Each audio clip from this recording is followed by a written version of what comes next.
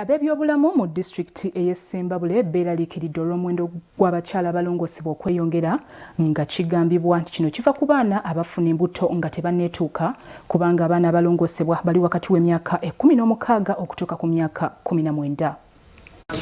Omuwendo gw'abakyala abalongosebwa gulinnye nnyo mu disitulikiti ey'Essembabule nga gukanze abasawo nga wakati wa April ne June beeyongera.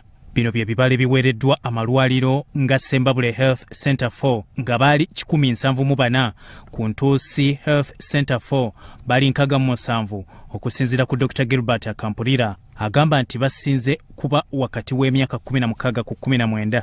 Tutuuse ku ddwaliro lya Ssembabule Health Center 4 ne twogeramu n'abamu ku balongoseddwa ne babako bye balombojja ng'omukyalo ono tumusanze ku kyalo ky'Emmandwa.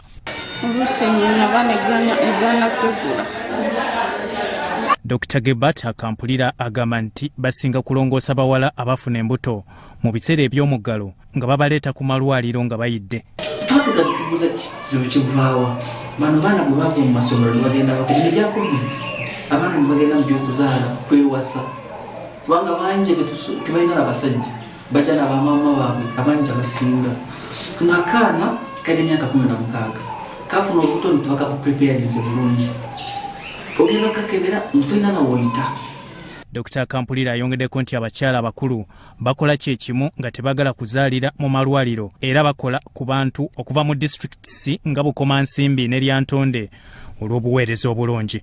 Omukazi bw'abazaala n'azaalizaala erisooka eryokubiri eryokusatu eryokuna ye akimanya azaala so bw'agenda mu waka yatandika kusindika buli kisa kasitafuna ekisa tandika katawo bwebabikira bangi tusanga nga nyabaana zaabise kubanga yaba akimanya azaala nzaala ezaala lya 8 eyo nja kuzaala sigenda na mudwaliro nze sizaalanga na mudwaliro. Ono agamba nti omuwendo gw'abantu gweyongedde kyokka tebalina bikozesebwa era ne webalongoosereza nawo wafunda nga balina ekitanda kimu ekissa omulwadde omulala mu buzibu. Kitegeeza bw'obanga oli ku tebo ne wajja omulala n'obwaba bali bubaatya oba tolina kyakukola singa mwamwina nga tebo zimeka 2 n'omanya ngu oli kulongoosa ono then n'olina alongoosa oli oba n'omulongoosa n'omuleka ng'omuze kumumala nga bakyamuliko n'ogenda kuteba endala kubanga bwemala kulongoosa balina kuddamu ne booza theatre ne bakisiimuula kati obukuba budde nga bukoze ki ng'oyitaaga obudde. Ku lw'obungi bw'abalwadde be bakolako asaba ab'ebyobulamu okulowooza ku kusumusa eddwaliro lidde ku mutendera ogwa regional referral. Naye nga kyalibadde kirungi at least n'obanga tubana promoting tubana upgrade nga kutuuka ku hospital level ne babeera nga batuwa ebintu kusinziira namba zetukoze eki tetuyina naye kugeneralizinga ne bagamba Health Center Force nja kufuna ebizimbe ku ddwaliro balina bitono era abamu ku balwadde bajja tebalina babajjanjaba nga Nagasha Jacqueline abadde ayambibwako Namatovu Tereza ali ku kitandaawo. Naye talina kirabirira kubanga sigala ddala alina kirabirira omwana yadde omusaatika nti omwana yakula bw'ati n'agendako mu sikaani naye ddala talina ssente zitwalanja sikaani ekikola kikuterera omwana ali ate sinzira engeri omwana gyazzamu yadde tasobola kumusindika kubanga aleese omukono n'ekigagaleka omutwe n'aguteekera. Abatuuze basabye abakulembeze okussa ku bbali ebibalobera okusakira ebyobulamu mu kitundu. Mu kulonda pulezidenti we are part. So lwaki ffe batuleka mabega abakulembeze CAW, DHO, district leadership chairperson LC5 ku luno vaayo nno. Mu parliament ffe tulina ababaka basinga okwogera boogera nnyo n'ebiyenje ne bigwa wansi naye service wansi teziriiwo. Bosinzira wane Lwemyaga bwoyoga kuona labo sekikubo bagamata ate tulina omubaka waffe wona labo sekikubo Lwemyaga ne bwotuka ku ddwaliro lya Center 3 omubaka waavo waffe wa Lwemyaga okaba n'amaziga.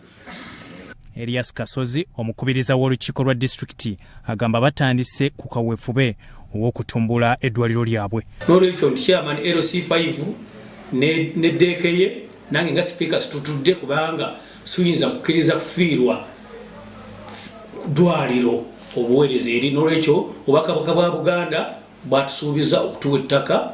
Akulira abakozi ku disitulikiti Malik Mahaba Amoti ategeezezza nti babasaba ettaka we baba babazimbira eddwaliro eddene naye tebannalifuna.